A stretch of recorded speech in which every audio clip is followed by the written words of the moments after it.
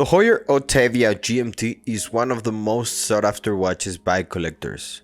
You can see why with its vibrant colors and Pepsi bezel. This is the second generation of automatic Autavia GMT watches, following on from the original 1163 GMT. It is powered by the Cal 14 of the Chronomatic family. This watch was inspired by race car drivers and aviators, and that's where the name comes from. Aut from automobile, avia from aviation. Autavia. This watch is part of the third generation of the Autavia line, creating one of the most iconic and recognizable case shapes of all time. The movement, the caliber 14, was too thick for the Carrera line, so they made a special case for the Autavia. What I love about this movement is that Heuer purposely put the crown on the left side, making it a statement that you, in fact, did not need the crown to wind the watch, because they were using arguably the first automatic chronograph movement in history.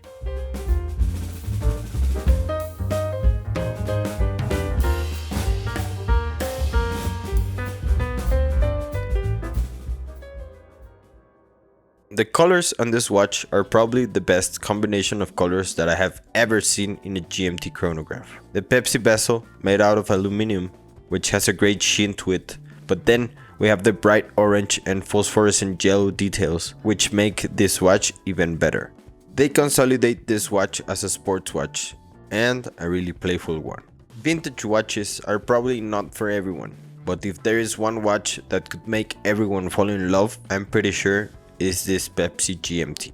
Use it in the original bracelet or just pop in a vintage looking strap, and this watch will overshadow any modern sport watches. Its vibrant colors and overwhelming need for attention, not just because its size, but for its color combinations, make this probably a perfect watch. I've seen this watch, depending on the aesthetic of it, go from $5,000 up to $12,000. Obviously, because it is one of the most collectible watches from the Heuer line. Perhaps it is not the most sought after model, just because it's not that tied to the racing world like the Carrera line.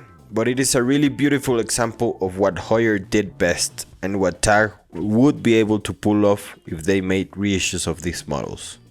But what do you think?